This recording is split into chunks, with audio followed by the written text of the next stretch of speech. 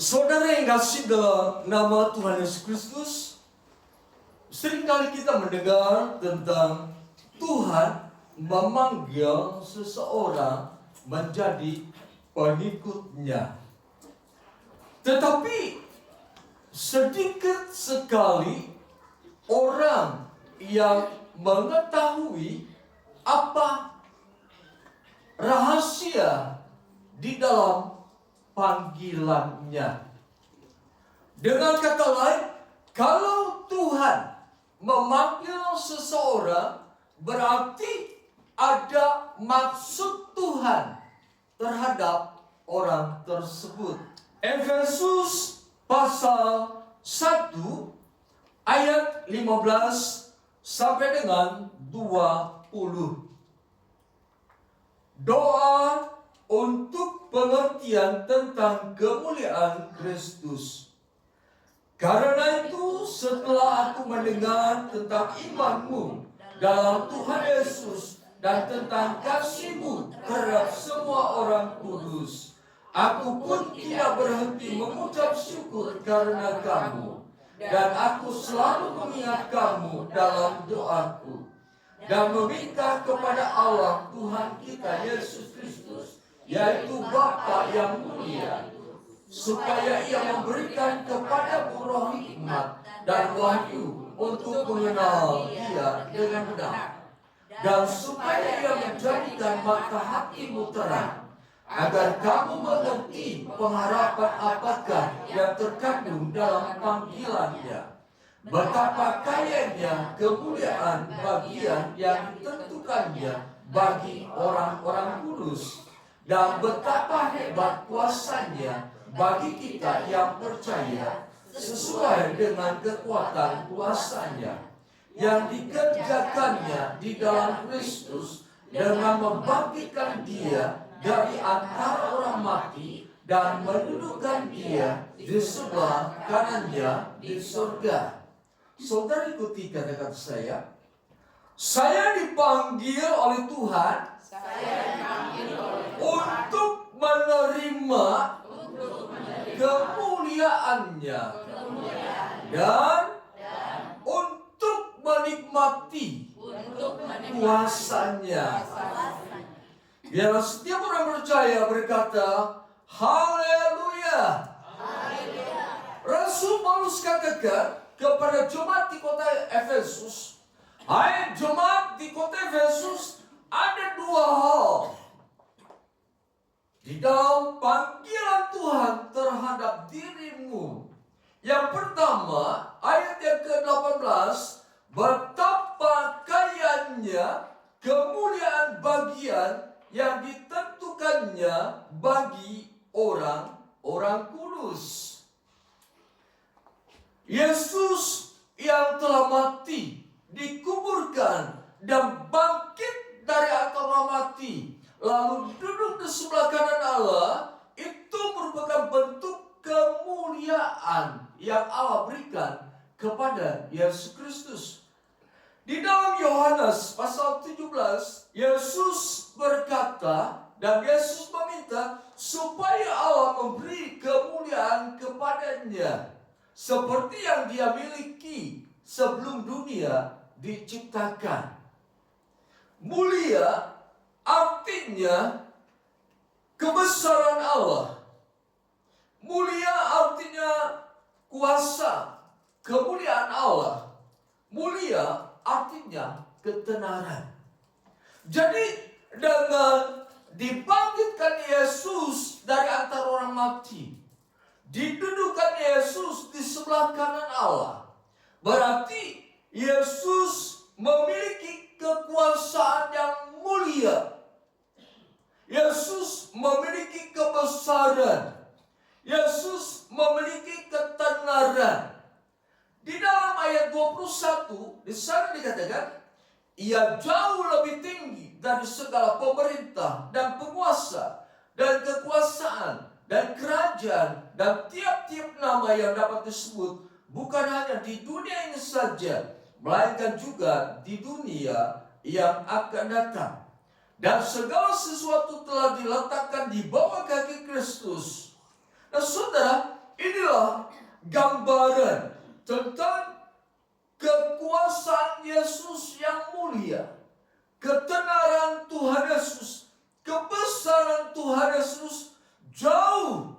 lebih tinggi dari segala kekuasaan dan pemerintahan.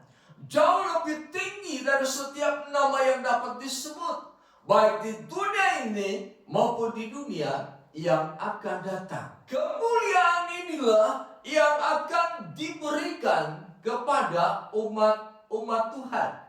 Kita perhatikan ayat yang ke-18 bagian akhir. Betapa kayanya kemuliaan bagian yang ditentukannya bagi orang-orang kudus. Ulangi bersama-sama, 1, 2, 3. Betapa kayanya kemuliaan bagian yang ditentukannya bagi orang-orang kudus. Di dalam bahasa yang lain dikatakan bahwa orang-orang percaya akan menerima warisan dari Allah, yaitu kemuliaan Allah, kemuliaan Kristus. Jadi di dalam kehidupan orang percaya ada kemuliaan Allah. Di dalam kehidupan orang percaya ada satu gerakan yang bisa menjadikan orang percaya memiliki kekuasaan yang daripada Tuhan. Itulah satu keagungan Tuhan dalam kehidupan kita orang percaya. Itu adalah suatu bentuk keistimewaan dari Allah bagi setiap orang percaya, bahwa di dalam kehidupan orang percaya ada kemuliaan Allah. Seringkali kita berpikir tentang warisan. Kita cenderung berpikir warisan tentang kekayaan yang akan diberikan oleh orang tua kita kepada kita sebagai anak-anaknya.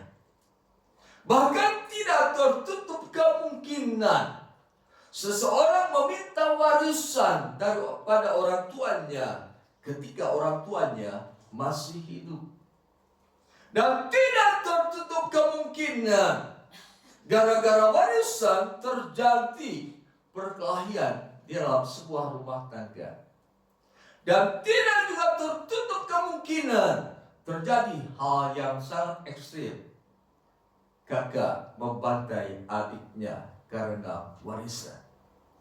Nah, warisan dunia diperebutkan tidak hanya oleh orang-orang yang tidak mengenal Tuhan, tetapi orang-orang yang mengenal Tuhan pun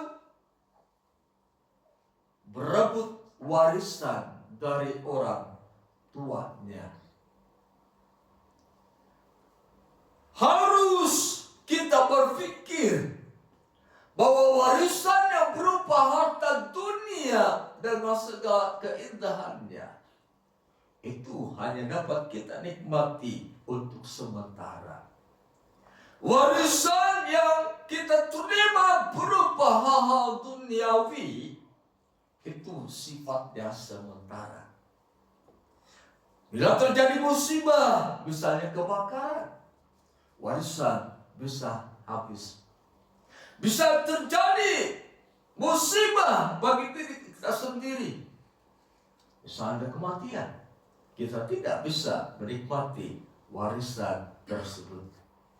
Tetapi bagi setiap orang yang percaya kepadanya, Allah memberikan warisan. Apa bentuk warisan Allah? Yaitu kemuliaan Allah akan diberikan bagi orang yang percaya.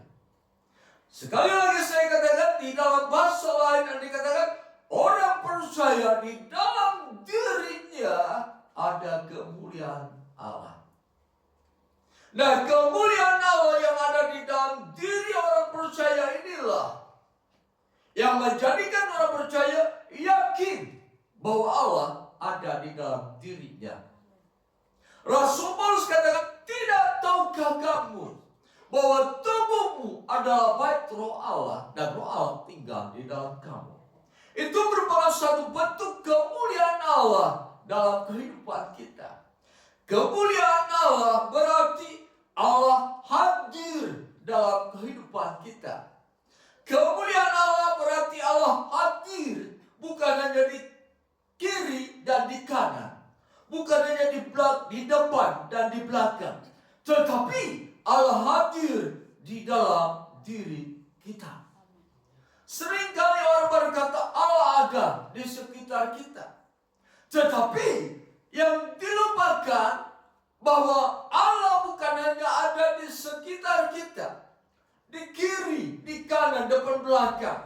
Allah ada di dalam diri kita. Sebab kita adalah bait Allah, tempat rumah Allah. Allah tinggal di dalamnya. Itulah keistimewaan setiap orang percaya, bahwa Allah bukan hanya dikatakan sebagai ada di antara kita, tetapi Allah ada di dalam kita. Kalau Allah ada di dalam kita, berarti di dalam diri kita ada kuasa yang daripada Allah. Ada kemuliaan yang daripada Allah. Kemuliaan Allah berbicara tentang kehadiran Allah dalam kehidupan kita. Kemuliaan Allah berbicara tentang kehadiran Allah dalam kehidupan orang-orang percaya. Mari kita perhatikan dalam kitab 2 Tawarik pasal 5 ayat 13 sampai dengan 14. 1, 2, 3. Lalu para peniup nafiri dan para penyanyi itu serentak memperdengarkan paduan suaranya untuk menyanyikan puji-pujian dan syukur kepada Tuhan. Mereka menyaringkan suara dengan nafiri, ceracap dan alat musik sambil memuji Tuhan dengan ucapan, sebab Dia baik, bahwasanya itu selama-lamanya kasih setianya.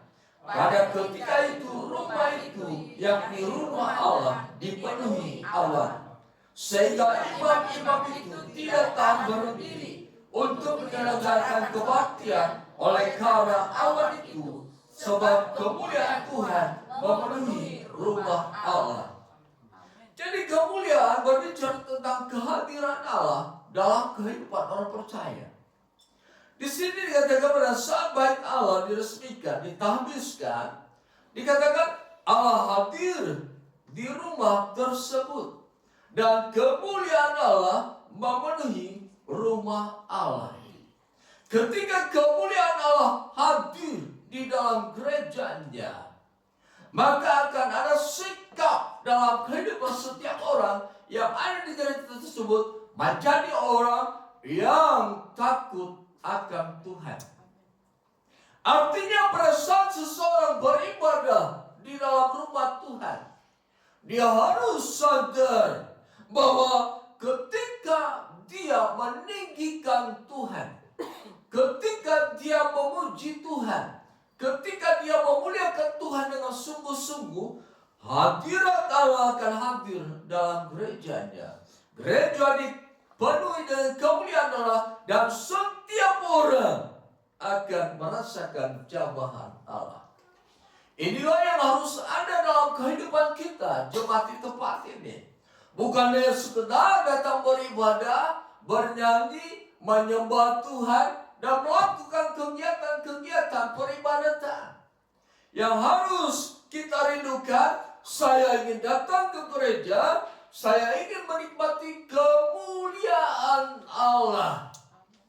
Supaya iman yang lemah dikuatkan, yang sakit disembuhkan, terjadi lawatan Allah, terjadi mujizat, terjadi perkara-perkara yang besar. Di suatu tempat, ketika jemaat menyanyi dengan sungguh-sungguh, ketika jemaat menyanyi dengan berapi-api dan tidak segan-segan untuk meluapkan kegembiraan dalam puji-pujian, ketika mereka sungguh-sungguh menyembah Tuhan dengan mengeluarkan suara, ketika mereka sungguh-sungguh menyembah Tuhan dengan mengekspresikan bahwa Allah yang mereka sembah, Allah yang hidup. Pada saat mereka larut dalam penyembahan, di sana terjadi kesembuhan. Di sana terjadi sukacita. Di sana terjadi keajaiban Tuhan.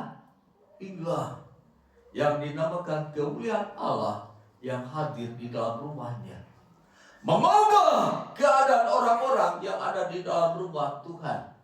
Kemuliaan Allah dicurahkan. Kemuliaan Allah yang ada di dalam diri orang tersebut akan membantu dia untuk memperoleh kesembuhan yang daripada Tuhan. Sebab itu, dalam setiap peribadatan di hari Minggu, mulai hari Senin kita harus berdoa, Tuhan, hadirlah dalam peribadatan di tempat kami. Hari Selasa kita berdoa, Tuhan, hadirlah di dalam peribadatan kami. Tuhan, kami rindu Engkau hadir dalam peribadatan kami. Tuhan, kami rindu Engkau melawat peribadatan kami. Tuhan, kami rindu Engkau bekerja dalam peribadatan kami. Sehingga pada saat peribadatan dilakukan, perkara-perkara ajaib terjadi di tengah-tengah kita. Sebab itu, jadilah orang percaya yang selalu memiliki spirit, memiliki semangat, memiliki kesungguhan hati ketika kita beribadah kepada Tuhan. Berikan hatimu kepada Allah pada saat beribadah. Berikan seluruh kehidupanmu kepada Allah, supaya kemuliaan Allah bekerja di dalam kehidupanmu. Jadi selalulah merindukan dalam setiap peribadatan Allah memenuhi ruangan ini dengan kemuliaannya. Selalu mengharapkan ruangan ini dipenuhi dengan hadirat Allah, dan selalu mengharapkan terjadinya lawatan Allah dalam peribadatan. Inilah yang harus selalu kita rindukan. Sehingga pada saat kita peribadatan, jamahan Tuhan terjadi, hadirat Allah melingkupi kita, dan pada saat kita pulang ke rumah masing-masing, di rumah pun kita merasakan kemuliaan Allah tetap hadir.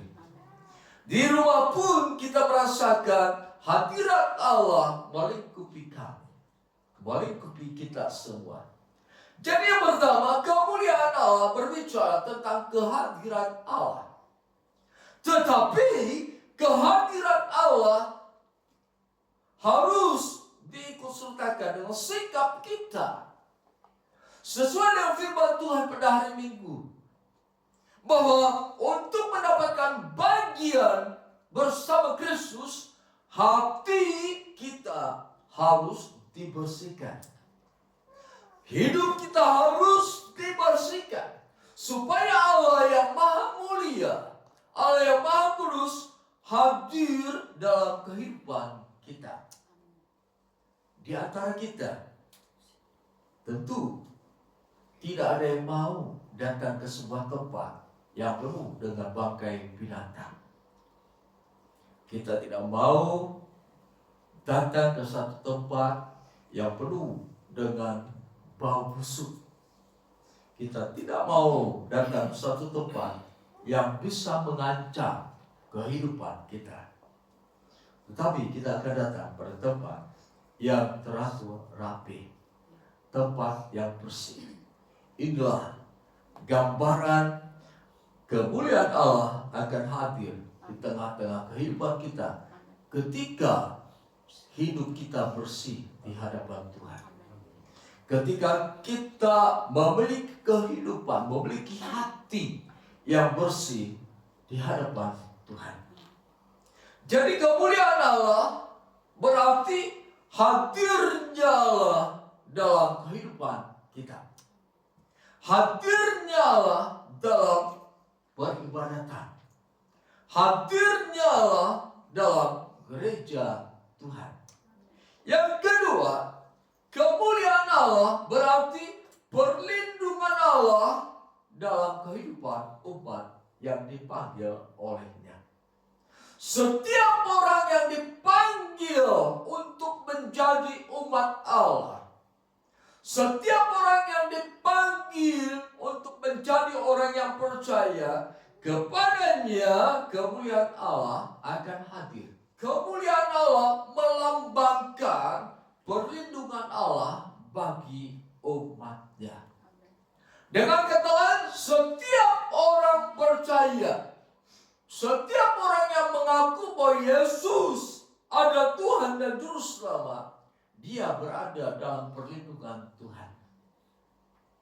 Namun sayang sekali bahwa ada orang-orang Kristen yang lebih percaya mengandalkan perlindungan dari jimat-jimat atau benda-benda tertentu. Ditaruhlah di ikat pinggang, ditaruhlah di dalam tas. Mereka berkata supaya selamat dalam perjalanan, supaya aman dalam perjalanan, supaya tubuh kuat senantiasa. Kemuliaan Allah melambangkan perlindungan Allah bagi orang yang percaya kepadanya. Kemanapun kita pergi melangkahkan kaki, ada perlindungan Allah. Kemanapun kita pergi, ada perlindungan Allah. Suatu ketika, ada serombongan anak-anak muda yang hendak melakukan suatu perjalanan. Kemudian orang tuanya berkata, anak-anak, kamu harus terlebih dahulu berdoa. Minta perlindungan Tuhan supaya perjalananmu sampai ke tempat tujuan dengan selamat. Dan engkau dalam keadaan baik-baik saja. Di antara mereka yang berkata, biar Tuhan ditaruh di tempat mobil bagian belakang. Saudara yang kasih dalam nama Yesus Kristus, dengan keyakinan yang kuat mereka berkata, Tuhan di belakang saja dah, kami di depan. Ketika mereka dalam perjalanan menuju tempat yang dituju, ternyata ada satu musibah yang terjadi dalam diri mereka. Kendaraan yang mereka pakai tabrakan dengan sebuah truk yang sangat besar. Hanya bagian belakang mobil yang tidak rusak. Bagian depan, kiri kanan mengalami kerusakan yang parah. Itulah buktinya bahwa perlindungan Tuhan itu sangat perlu dalam kehidupan kita. Dan perlindungan itu akan datang pada kita pada saat kita benar-benar menghormati Dia sebagai Allah yang melindungi kehidupannya. Ketika bangsa Israel keluar dari Mesir, tiang awan pada siang hari, tiang api pada malam hari. Itu bentuk kemuliaan Allah yang melindungi orang Israel. Lalu di dalam kitab Keluaran pasal 13 ayat 21, 22, di sana bahwa Allah hadir dalam awan pada siang hari. Ketika tiang api pada malam hari, di sana Allah hadir. Dengan adanya tiang api dan tiang awan, maka bangsa Israel dijaga oleh Allah. Sekalipun Israel dikejar oleh orang Mesir, tentara Mesir yang menggunakan kereta kuda yang hebat-hebat, kereta kuda yang mewah-mewah, kuda-kuda yang kuat-kuat mengejar bangsa Israel, tetapi tiang awan itu melindungi Israel dari kejaran tentara Mesir. Sehingga keahlian mereka sebagai orang-orang yang dilatih berperang tidak bisa menghampiri orang Israel, tidak bisa melukai orang Israel dengan senjata mereka, mungkin dengan panah atau lembing dan lain-lain. Karena ada tiang awan, orang Israel dilindungi oleh Tuhan. Jadi kemanapun kita melangkahkan kaki, yakinlah bahwa di dalam diri kita ada kemuliaan Allah. Kemanapun kita melangkahkan kaki, kita harus sadar bahwa Allah hadir dan Allah melindungi kita. Yang ketiga, kemuliaan Allah berbicara tentang perbuatan Allah. Perbuatan Allah dinyatakan pada saat Allah melindungi umatnya. Jadi dengan demikian bahwa kemuliaan yang Allah berikan kepada Yesus Kristus di surga itu adalah kemuliaan yang juga diberikan bagi orang percaya. Allah mau hadir dalam kehidupan orang percaya. Allah mau melindungi orang percaya. Dan Allah mau menyatakan perbuatannya yang hebat dalam kehidupan orang percaya. Kita perhatikan kitab Keluaran. Keluaran pasal 14 ayat 15 sampai dengan 18. Kita baca bersama-sama. Menyeberangi laut Teberau. Berfirmanlah Tuhan kepada Musa, mengapa engkau berseru-seru demikian kepadaku? Katakanlah kepada orang Israel supaya mereka berangkat, dan engkau angkatlah tongkatmu dan ulurkan tanganmu ke atas laut dan belahlah airnya, sehingga orang Israel akan berjalan dari tengah-tengah laut di tempat kering. Tetapi sungguh aku akan meraskan hati orang Mesir, sehingga mereka menyusul orang Israel, dan terhadap Firaun dan seluruh pasukannya, keretanya dan orang-orang yang berkuda, aku menyatakan kemuliaanku. Maka orang Mesir akan mengetahui bahwa akulah Tuhan apabila aku memperlihatkan kemuliaanku terhadap Firaun, keretanya dan orang yang berkuda. Musa mengulurkan tangannya ke atas laut, dan semalam-malam itu Tuhan membuatkan air laut dengan perantara angin timur yang keras, membuat laut itu menjadi tanah kering, maka terbelahlah air itu. Demikianlah orang Israel berjalan dari tengah-tengah laut di tempat kering, sedang di kiri dan di kanan mereka air itu sebagai tembok bagi mereka. Orang Mesir mengejar dan menyusul mereka, sehingga kuda Firaun dan keretanya dan orang yang berkuda sampai ke tengah-tengah laut. Dan pada waktu jaga pagi, Tuhan yang di dalam tiang api dan awan itu memandang kepada tentara orang Mesir, lalu dikacaukannya tentara orang Mesir. Ia membuat roda kereta yang berjalan miring dan maju dengan berat, sehingga orang Mesir berkata, marilah kita lari meninggalkan orang Israel, sebab Tuhanlah yang berperang untuk mereka. Berfirmanlah Tuhan kepada Musa, ulurkan tanganmu ke atas laut, supaya air berbalik meliputi orang Mesir dan meliputi kereta mereka dan orang mereka yang berkuda.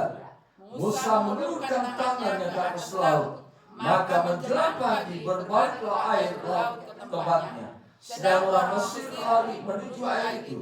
Demikianlah Tuhan mencampakkan orang Mesir ke tengah-tengah laut. Saudara yang kasih dalam nama Yesus Kristus, kemuliaan melambangkan karya Tuhan bagi setiap orang yang percaya. Artinya, dalam kehidupan setiap orang percaya, Allah akan selalu turut bekerja untuk mendatangkan kebaikan baginya. Tidak ada satu waktu dalam kehidupan orang percaya di mana Allah berdiam diri. Pada saat kita letih lesu dan berbeban berat, di sana juga Allah sedang bekerja dalam kehidupan kita.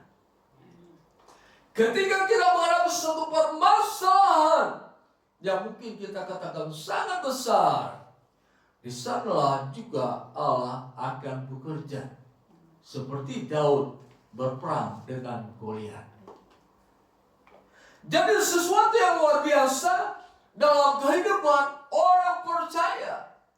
Orang yang dipanggil oleh Allah menjadi umatnya.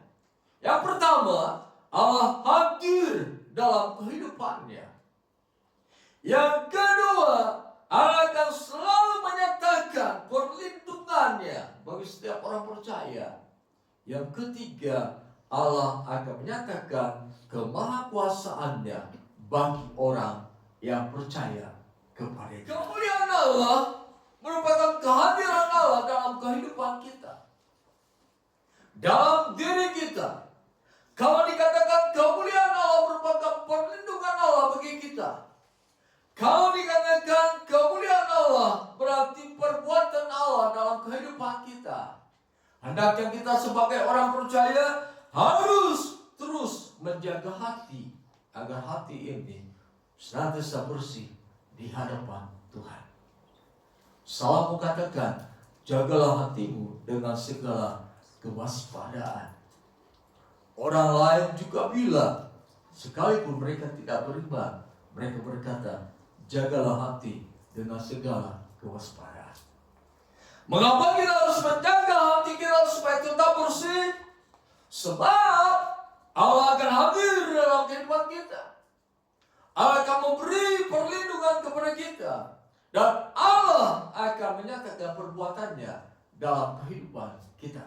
Yang kedua, orang yang dipanggil oleh Allah, selain menerima warisan kemuliaan Allah, orang yang percaya kepada-Nya, orang yang dipanggil oleh-Nya akan menikmati betapa hebat kuasa Allah terjadi di dalam dirinya. Efesus pasal 1 ayat 19 sampai dengan 20. Kita baca bersama-sama. Dan betapa hebat kuasanya bagi kita yang percaya, sesuai dengan kekuatan kuasanya yang dikerjakannya di dalam Kristus, dengan membangkitkan Dia dari antara orang mati dan mendudukkan Dia di sebelah kanannya di surga. Membangkitkan Yesus dari antara orang mati itu merupakan suatu kuasa yang sangat luar biasa hebatnya. Sebab tidak ada di dalam dunia ini manusia yang hidup bisa membangkitkan mereka yang sudah mati. Tidak ada satu kekuatan apapun di dalam dunia yang bisa membangkitkan orang yang sudah mati. Tidak ada ilmu apapun di dalam dunia yang bisa membangkitkan orang mati. Tidak ada mantra yang bisa membangkitkan orang mati. Hanya satu yang bisa membangkitkan orang yang mati, yaitu Allah. Allah membangkitkan Kristus. Dikatakan itu adalah kehebatan kuasa Tuhan. Di dalam firman Tuhan, hebat berarti melewati batas pemikiran manusia. Artinya manusia tidak memiliki satu pemikiran bahwa manusia yang sudah mati bisa dibangkitkan. Hebat kuasa Allah, artinya kuasa Allah tidak terbatas. Hebat kuasa Allah berarti di luar imajinasi manusia. Artinya manusia tidak memiliki pikiran bahwa orang yang mati itu bisa dibangkitkan. Manusia cenderung berpikir orang yang sudah mati pasti tetap akan mati. Memang Alkitab katakan kita akan mengalami kematian hanya satu kali. Setelah itu kemana kita akan pergi? Orang yang percaya setelah mati dia akan dibangkitkan untuk memulai kehidupan kekal bersama Kristus dalam kerajaan surga. Tetapi orang yang tidak percaya kepada Yesus, dia akan dibangkitkan dan kemudian mengalami kematian kekal di dalam neraka. Jadi kita mengalami kematian satu kali, setelah itu hidup selama-lamanya. Tetapi orang yang tidak percaya mengalami kematian dua kali. Di dunia ini dan di dunia kematian yang kekal di dalam neraka. Tidak ada istilah dari neraka bisa pindah ke surga. Tidak ada waktu yang bisa menetapkan orang yang sudah di neraka pindah ke surga. Tidak. Sebab itu merupakan suatu kehidupan yang kekal. Bersama Kristus di surga atau bersama iblis di dalam neraka. Orang yang dibangkitkan oleh Allah, Rasul Paulus katakan, Kristus pertama yang suruh, kemudian orang-orang percaya. Nah, kita tidak hanya berbicara tentang kehidupan setelah mati, tetapi pada saat kita hidup di dalam dunia pun, kehebatan kuasa Allah akan dinyatakan dalam kehidupan kita. Lewat apa? Lewat mujizat dalam kehidupan kita. Roma pasal 8 ayat 11. Kita baca bersama-sama. Dan jika roh Dia yang telah membangkitkan Yesus dari antara orang mati diam di dalam kamu, maka Dia yang telah membangkitkan Kristus dari antara orang mati akan menghidupkan juga tubuhmu yang fana oleh rohnya yang diam di dalam kamu. Jadi di sini katakan, kalau roh Allah, roh yang membangkitkan Kristus dari antara orang mati ada di dalam dirimu, Dia akan merubah kehidupanmu. Dia akan terus membersihkan kehidupanmu. Dia akan terus menyatakan kuasa Allah dalam kehidupanmu. Oleh sebab itu, saudara yang kasih dalam nama Yesus Kristus, perhatikan, saudara saya dipanggil untuk menjadi orang percaya, untuk menjadi orang yang beriman. Perhatikan, panggilan ini bukan merupakan sesuatu yang kita anggap remeh, bukan sesuatu yang biasa, bukan sesuatu yang tidak berarti, tetapi panggilan Allah dalam kehidupan kita menjadikan kita sebagai orang yang akan mewarisi kemuliaan Allah. Sebagai orang yang akan mengalami betapa hebatnya kuasa Allah. Sebab itu, perhatikan tentang panggilan yang Tuhan sudah kerjakan dalam kehidupan kita. Jangan menjadi orang yang cuma berputus asa. Sadar, ada Allah di dalam dirimu. Ada kekuatan Allah yang bisa menolong kehidupanmu. Jangan menjadi orang yang terus menderita dan menderita. Ada Allah di dalam dirimu yang sudah menang atas setiap penderitaan. Jangan menjadi orang yang terus mengalami apa yang dimakan dengan kesedihan karena permasalahan hidup.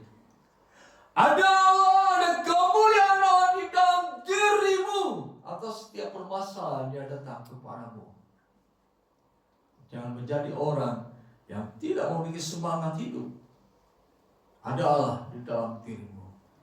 Apapun keadaan dirimu saat ini, bangkit, jalani kehidupan ini dengan satu pemikiran, saya harus hidup dan saya akan mengalami kuasa kebangkitan itu.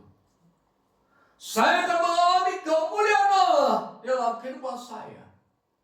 Yesus katakan, jika kita di pihak Allah, siapakah lawan kita?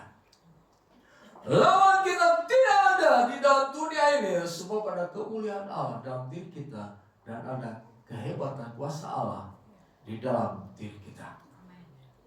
Sebab itu mari, jadilah orang Kristen yang hidup bersemangat. Ada penyakit dalam dirimu, lawan penyakit itu. Sebut firman Tuhan, di dalam diriku ada kemuliaan Allah, di dalam diriku ada kuasa Allah, di dalam diriku ada karya Allah. Biar Allah yang berperang dengan penyakit itu. Kegagalan bisa Allah ubah menjadi keberhasilan. Betapa hebat kuasa Allah. Sekian firman Tuhan.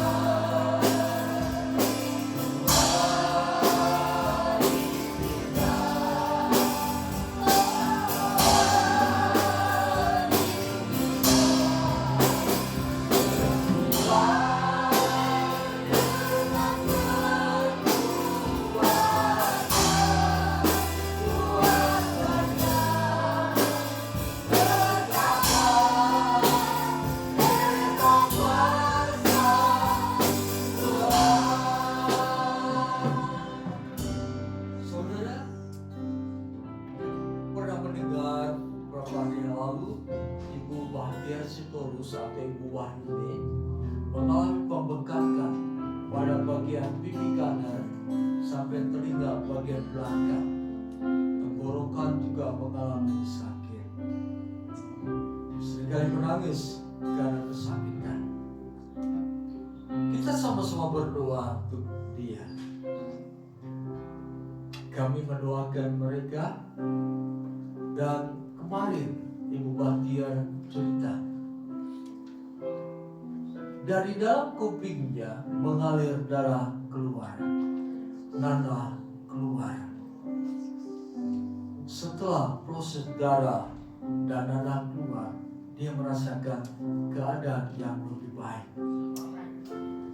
Kemudian seharinya darah kembali keluar dari telinganya, nanah kembali keluar dari telinganya.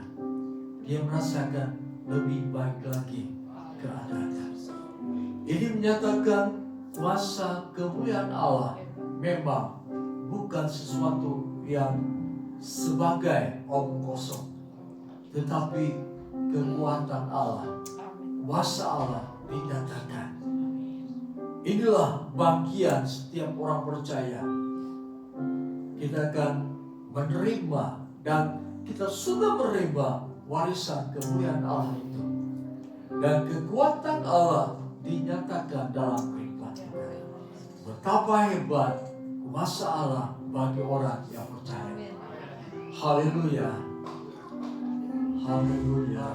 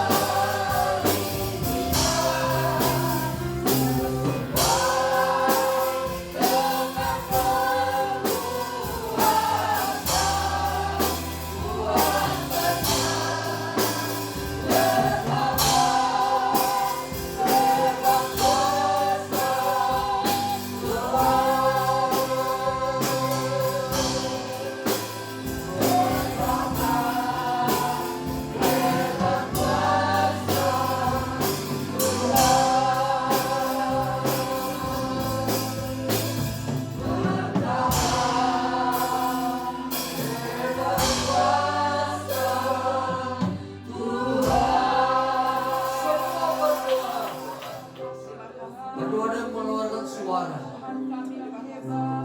Haleluya. Perkatakan bahwa Allah itu memang Allah yang hadir dalam kehidupan kita. Allah yang bekerja dalam kehidupan kita. Allah yang melindungi kita. Katakan imani bahwa kekuasaan Allah itu juga diperuntukkan bagi kita orang yang percaya kepadanya. Jika engkau ada masalah pada saat ini, berjalan terus di dalam Tuhan, jaga hatimu supaya kemuliaan Allah, kuasa Allah dinyatakan apapun perasaan yang kau hadapi. Yakin dan percaya Allah sanggup menolong kehidupanmu. Allah sanggup menjadikan engkau menjadi lega hatinya. Tidak ada yang mustahil bagi Allah untuk menolong dirimu. Tidak ada yang mustahil bagi Allah untuk mengubah rumah tanggamu menuju kehidupan yang lebih baik lagi. Tidak ada perkara yang mustahil bagi Allah untuk memberkati rumah tanggamu, memberkati keluargamu, memberkati keuanganmu, memberkati kedatangan kehidupanmu, memberkati pekerjaanmu, memberkati tempat pencarianmu. Kami mengucap syukur dan terima kasih Tuhan, bahwa sungguh Engkau yang telah memanggil kami, bukan suatu panggilan yang biasa-biasa saja, bukan suatu panggilan yang tidak berarti, namun Engkau yang memanggil kami, memberikan kami kemuliaan, sehingga kemuliaan itu ada di dalam diri kami. Engkau yang telah memanggil kami, juga kami nyatakan betapa hebat kuasa Allah terjadi di dalam diri kami. Kami percaya, kami imani firman-Mu, dan kami percaya semua akan dan sedang terjadi dalam kehidupan kami. Diberkatilah rumah tanggamu, diberkatilah keluargamu, diberkatilah tempat pencarianmu serta pekerjaanmu. Dimanapun engkau sedang berada, akan selalu diberkati Tuhan. Apapun yang engkau kerjakan akan dijadikan berhasil. Lumbung makananmu akan terus diberkati. Engkau akan menjadi orang yang berkecukupan, bahkan menjadi orang-orang yang mengalami kelimpahan. Pulanglah dan terimalah damai sejahtera untuk berkat Allah, cinta kasih Yesus Kristus, kekuatan penghibur dan pertolongan dari Allah Roh Kudus, menyertai kita mulai saat ini sampai kedatangan Yesus Kristus yang kedua kali ke dalam dunia ini. Dalam nama Tuhan Yesus kami berdoa. Haleluya. Amin.